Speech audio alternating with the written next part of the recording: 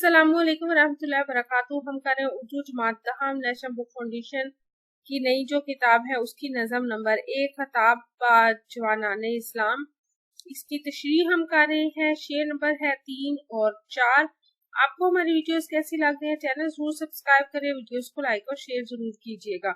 शेर नंबर 3 है, तमद्दुन आफरी खलाइके आईने जहांदारी, वो सहराए अरब यानी शुतरबानों का गहवारा। अल्फाज के मायने देख लेते हैं। तमद्दुन आफरीन तहजीब को परवान चढ़ाने वाले, खलाइक बनाने वाले, पैदा करने वाले, आईने जहांदारी दुनिया पर हुक्मरानी के असूल, शुतरबान ऊंट पालने वाले। तशरीह की तरफ चलते हैं। नज़म के तीसरे शेर में शायर अल्लामा मोहम्मद इकबाल नौजवानों को इस्लाम की आमद से पहले के हालात बताते हुए कहते हैं कि ऐ नौजवानों, तुम्हें पता होना चाहिए कि इस्लाम की आमद से पहले इस दुनिया में कैसी जहालत और लाकानूनियत थी। हर तरफ कत्लो गारत गरी और चोरी चकारी के अंधे कानून की हुक्मरानी थी, मगर फिर दीन इस्लाम ने आकर इनकलाब बर्पा कर दिया और इस इनकलाब ने अरब के लोगों की जिंदगी बदल कर रख दी थी।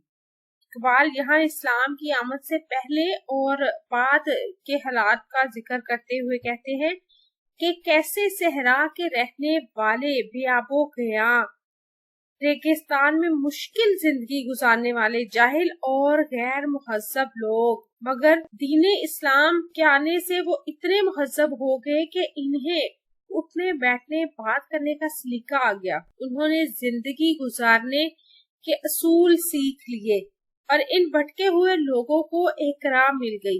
इन्हें जिंदगी गुजारने का मकसद समझ में आ गया। फिर इन्हीं लोगों ने दुनिया की तकदीर बदल कर रख दी। इस्लाम से पहले वहाँ लोगों में जहालत थी और वो लोग हर बुरा फेल करते थे, मगर हजरत मोहम्मद सल्लल्लाहु अलैहि वसल्लम ने इन्हें तालीम और तरबियत के जरिए दुनिया की मुहज्जब कौम बना दिया कि जिन्होंने फिर दुनिया पर हुक्मरानी की। शेर नंबर 4 है, खुदाई में भी वो अल्लाह वाले थे गयूर इतने के मुअन्नम को गदा के डर से बख्शिश का ना था यारा।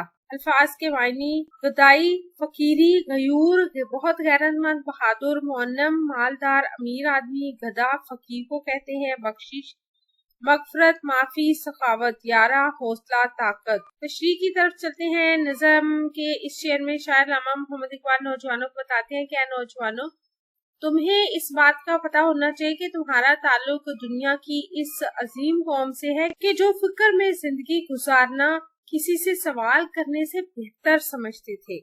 वो कनात पसंद थे और सादा जिंदगी गुजारते थे। तंगदस्ती में भी किसी से सवाल नहीं करते थे।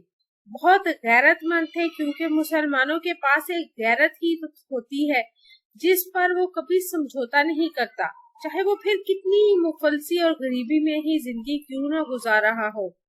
मगर इसकी गैरत ये गवारा नहीं करती कि वो किसी दूसरे के आगे हाथ फैलाए, ना ही अल्लाह के अलावा किसी दूसरे से कुछ तलब करते और मांगते हैं। वो मुसलमान बेशक बहुत खस्ता हाल और गरीब थे, लेकिन इनकी गैरत मंदी का इतना रोब होता था कि इस जमाने के दौलतमंद भी इनकी मदद करने से कतराते थे कि कहीं मुसलमान इसे अपनी तौहीन समझकर बरहम ही ना हो जाए।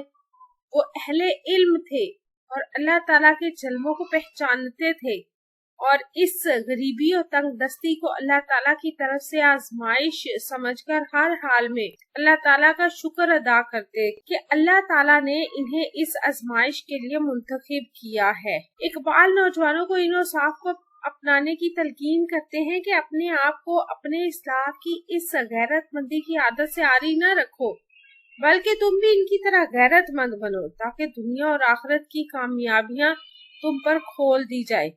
आपको हमारी वीडियो कैसी लगी, चैनल सब्सक्राइब करें, वीडियोस को लाइक और शेयर करें। अपना और अपने प्यारों को रखिए ढेर सारा ख्याल। अल्लाह हाफिज।